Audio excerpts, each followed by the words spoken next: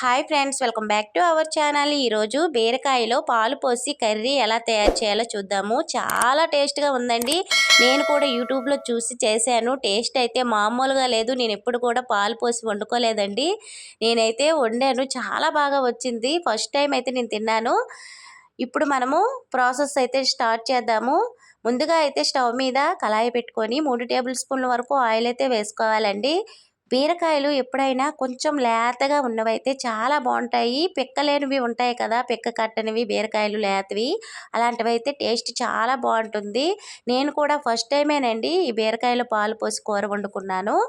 ఇలా ఆయిల్ వేడెక్కిన తర్వాత 1/2 టీ స్పూన్ జీలకర్ర, 1/2 టీ స్పూన్ ఆవాలు, అలాగే 1/2 టీ స్పూన్ పచ్చిశనగపప్పు, 1/2 టీ స్పూన్ మినప్పప్పు, పొట్టు తీసి పెట్టుకున్న వెల్లుల్లిపాయ ఒకటి వేసుకోవాలండి. వెల్లుల్లిపాయ ఎక్కువ రెమ్మలు వేస్తే చాలా టేస్ట్గా ఉంటుంది బీరకాయ కూరలో.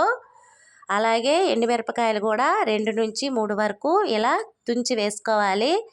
ఈ తాలింపు గింజల్ని 1 నిమిషం పాటు చక్కగా ఆయిల్లో వేగనివ్వాలండి. ఇలా వేగితే కర్రీ చాలా టేస్ట్ వస్తుందన్నమాట.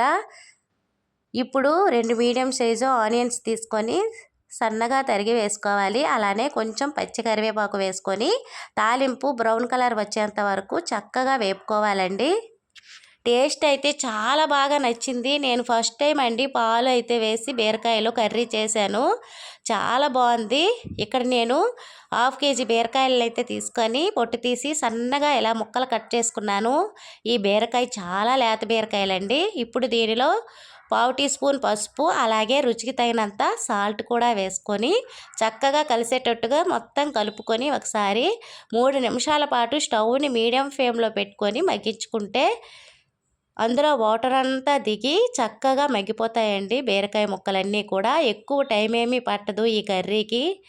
చాలా బాగుంటుంది. నాలాగా ఎవరైనా బీరకాయలో పాలు పోసి ఇప్పటివరకు తినకపోతే మీరు కూడా చేసి తినండి. చాలా బాగా నచ్చింది నాకైతే. ఇలా చక్కగా మొత్తం కలిపి మూత పెట్టుకుందామండి.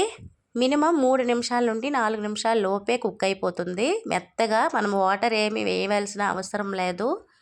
ఇప్పుడైతే మూత తీసి చూద్దాము. చూసారు కదా ఎంత వాటర్ వచ్చిందో. బీరకాయలో ఎక్కువగా వాటర్ కంటెంటే ఉంటుంది కాబట్టి వాటర్ వస్తుంది. అలాగే బీరకాయ కూడా మన ఆరోగ్యానికి చాలా చాలా మంచిదండి. ఇప్పుడు దీనిలో రుచికి తగినంత సాల్టు వేసుకున్నాం కాబట్టి కారం వేసుకుంటున్నాము. 1 స్పూనున్నర వేసుకుంటున్నాను. ఎందుకంటే మనం పాలు పోసుకుంటాం కాబట్టి ఇక్కడ కారం అయితే ఇలా వేసుకోవాలండి. కొంచెం ఎక్కువగా వేసుకుంటే కరెక్ట్గా సరిపోతుందన్నమాట. ఇప్పుడు దీనిలో 1/2 టీ స్పూన్ వరకు గరం మసాలా పౌడర్ కానీ, చికెన్ మసాలా పౌడర్ కానీ వేసుకొని చక్కగా ఇలా కలుపుకొని మరో 2 నిమిషాల పాటు అయితే మగ్గించుకుందామండి.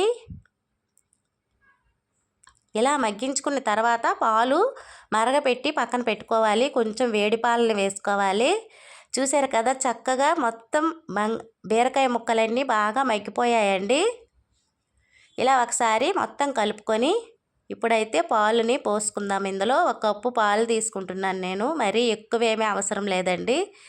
ఆల్రెడీ మనకి బీరకాయ ఉడికిపోయింది కాబట్టి పాలు వేసిన తర్వాత మరి 2 నిమిషాలు మగ్గించుకుంటే సరిపోతుంది.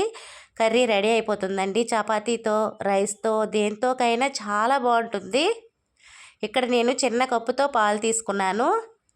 ఇలా వేసుకున్న తర్వాత ఒకసారి మొత్తం కలుపుకొని స్టవ్ని మీడియం ఫ్లేమ్లో పెట్టి 2 నిమిషాలండి సరిపోతుంది. టేస్ట్ అయితే మామూలుగా లేదు. మీరు కూడా ట్రై చేయండి ఒకసారి, నచ్చుతుందండి మీకు. చాలా బాగుంటుంది కర్రీ అయితే. నేను అలాగే అనుకునేదాన్నండి. అయ్యో బీరకాయ కూరలో పాలు పోస్తే బాగుంటుందో బాగోదో అనేసి కూడా నేను కర్రీ చేశాను ఈరోజు. కానీ చాలా బాగా వచ్చిందండి. తప్పకుండా ట్రై చేయండి. చూసారు కదా చక్కగా అయితే దగ్గర పడుతుంది. ఇలా కలుపుకొని మనం ఇంకోసారి మళ్ళీ మూత పెట్టుకుందామండి. మొత్తం వాటర్ అంతా ఇంకిపోయిన వరకు ఇలా కుక్ చేసుకున్నట్లయితే కర్రీ వేడివేడిగా సర్వ్ చేసుకుంటే రెడీ అయిపోతుంది.